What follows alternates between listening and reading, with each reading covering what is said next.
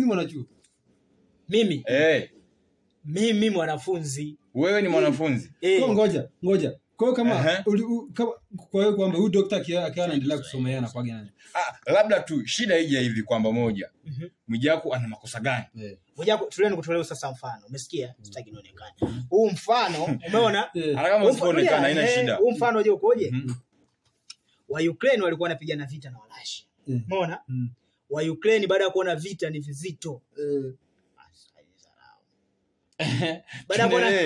Baada ya kuona vita ni vizito, wakakimbilia nini? Hospitali kwenda kujificha. Wa Ukraine wakalipua. Kwa hiyo kuonekana wa Ukraine wameua wagonjwa, wameua wale wanajeshi. Russia au Ukraine walilipua? Yaani walilipua wale wa Russia, yani walipua Ukraine. Wa Ukraine waliona wameshazidiwa wakimbilia pale kuona kama sehemu sahihi kwao. Ile kesi ikalipuliwa kwa kuwa yani mfano nyewe kwenu mtu yani mtu aje kwenu afu ni adui msimtoe, maana yake mimi ikifika nachoma nyumba yote. Mimi nitashtakiwa kwa sababu nimechoma nyumba, kwa sababu mimi malengo yangu sio wale sio nyie, ni yule aliyoingia ndani ndo anavyosema huyo. Sasa nisikilize sasa hapo. Sijamaliza. Sasa nani hawa? Wa Ukraine sio kalipuliwa. Ile kesi ikapelekwa Umoja wa Mataifa. Umeona? Baada ya kupelekwa Umoja wa Mataifa, inabidi watoe judgment kwamba ni nani wana makosa kati ya Ukraine na nani? Wa Russia. Walivyoingia Umoja wa Mataifa, wakasemaje? Vita vilikuwa vinapigania wapi? Au sema wanapigania vita panaitwaje? So uwanja wa vita. Kwa nini wa Ukraine walikimbilia na nilio hospitali? Usalama. Hivi kipindi wanapigana vita kujiandaa sehemu nyingine opportunity, yani kusema kwamba nikizidiwa nitakimbilia tofauti na hospitali. Sasa tulia nisikilize. Subiri kwanza.